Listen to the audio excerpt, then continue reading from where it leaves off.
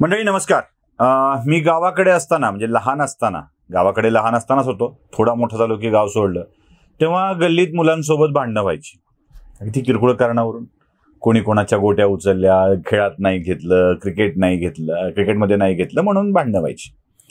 आणि त्यावेळेला आमच्यातला एक मित्र होता जो दुसऱ्या पोरांच्याकडून नेहमी मार खायचा, म्हणजे बिचाराला मारता येत नव्हतं. आणि मग तो म्हणायचा, थांब जरा, आता माझ्या मोठ्या भावाला सांगतो. आमचा दादा आला की सांगतो, दादा तुला बघून घेईल. आणि तो दादाला सांगायला पळत सुटायचा. आणि ही पोरं येऊ दे, तुझ्या दादाला काय फरक पडतो म्हणून तिथंच बसून राहायची.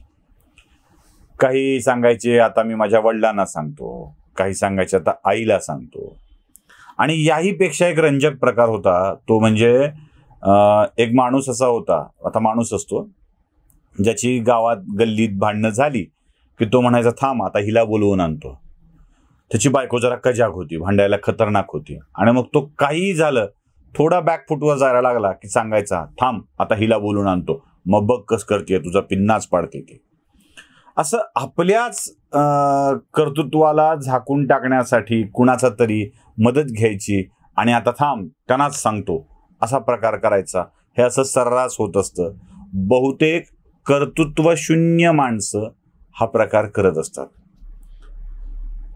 महाराष्ट्राच्या राजकारणात काल विश्वप्रवक्त्यांनी मीडियाच्या समोर येऊन सांगितलं की आता हा सगळा खेळ पवार साहेबांनी आपल्या हातात घेतलाय आणि तेच हे बंड कसं मोडून काढायचं हे सांगणार आहे.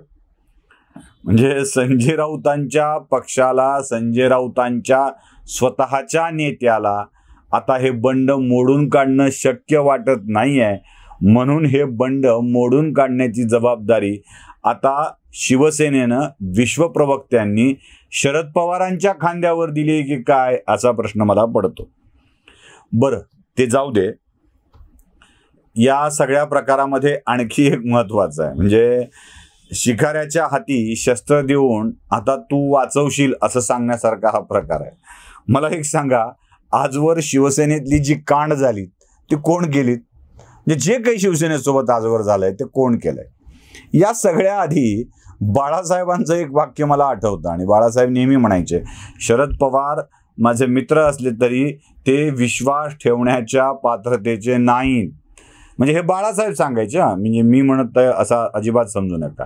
म्हणजे आदरणीय शरदचंद्रजी पवार साहेबांच्या विषयी एखादा अपशब्द मी कशाला काढू, माझा त्यांच्याविषयी आदरच आहे असं बाळासाहेब म्हणायचे. शरद बाबू मित्र असले तरी ते विश्वास ठेवायच्या लायकीचे नाहीत. आता बाळासाहेब जे सांगत होते ते उद्धव ठाकरेंना अजून समजलं नाही का? म्हणजे बाळासाहेबांच्या निधनाला एवढी वर्ष लोटली, कधी बाळासाहेबांनी शरद बाबूंच्या सोबत सत्ता स्थापन करायचा विचार केला नाही, पण उद्धव ठाकरेंनी तो विचार केला. कारण शरद पवार त्यांना बाजूला घेऊन म्हणले की तुम्हालाच ही जबाबदारी स्वीकारायला हवी, आणि मग मी ती स्वीकारली जबाबदारी असं उद्धव ठाकरे सांगत आले. अहो, याच शरद पवारांनी आजवर शिवसेनेमध्ये वेगवेगळी कांड केली आहेत. हे कसं काय बरं विसरता येईल? हेच शरद पवार आहेत ना ज्यांनी छगन भुजबळांच्या नेतृत्वामध्ये शिवसेनेत पहिल्यांदा मोठं बंड घडवून आणलं. पहिल्यांदा छगन भुजबळांनी पक्ष सोडल्यामुळे मनोहर जोशींचं विरोधी पक्षनेतेपद गेलं होतं आणि ते विरोधी पक्षनेतेपद भारतीय जनता पक्षाच्या वाट्याला आलं होतं आणि गोपीनाथ मुंडे विरोधी पक्षनेते बनले होते.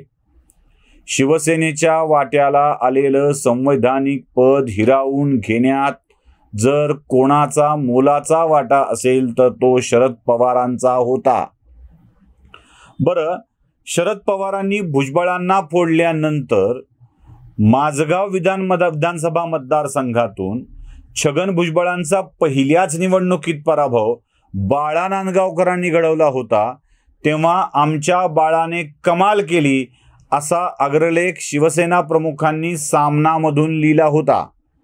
बाळाने कमाल केली म्हणजे अगदी एक सामान्य शिवसैनिक सुद्धा छगन भुजबळांना पराभूत करू शकतो हे त्यावेळी सिद्ध झालं होतं. खरं तर जेव्हा शिवसेनेने भुजबळांना पराभूत केलं तेव्हा भुजबळांना बाजूला टाकण्याचं काम पवार हितचिंतक असतील तर घडलं असतं, पण तसं घडलं नाही. पुढे भुजबळांचा मतदारसंघ बदलण्यात आला.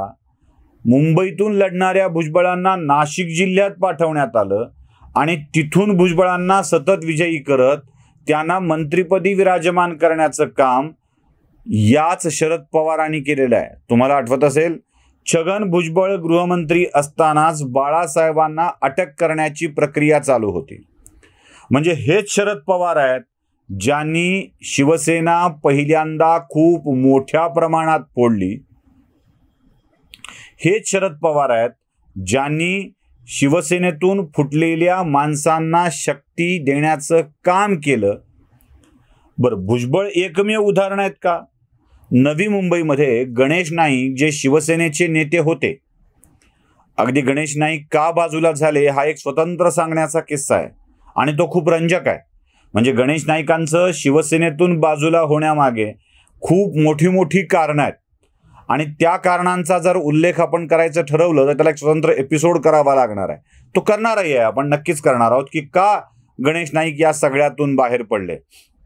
त्या गणेश नाईकांना नवी मुंबईचं राज्य हातात देऊन तिथून शिवसेना हद्दपार करण्यासाठीचं बळ, अर्थात गणेश नाईकांची ताकद होतीच ती, हे शरद पवारांनीच केलेलं होतं. म्हणजे शिवसेनेचे अनेक नेते शरद पवारांनी आपल्या बाजूला ओढले, त्यांना फोडलं.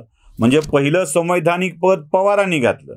शिवसेनेच्या अनेक नेत्यांना पवारांनी आपल्या पक्षात घेऊन त्यांना बळ दिलं, शिवसेना संपविण्याचं कारस्थान केलं. त्याच छगन भुजबळांच्या हस्ते बाळासाहेबांना अटक करायला लावली.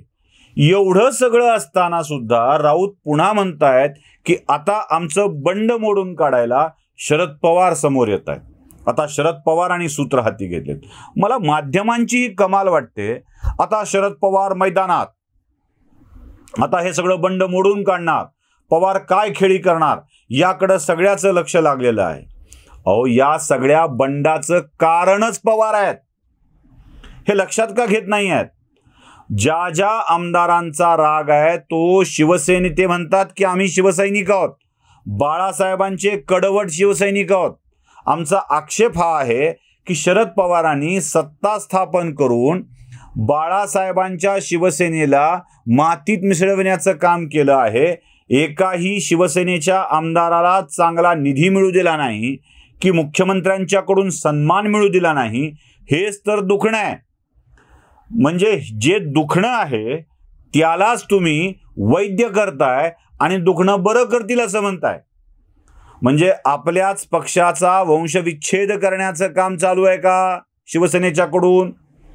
अहो, 40च्या वर आमदार आज एकनाथ शिंदेंच्याकडे आहेत, 55 पैकी शिवसेनेच्या.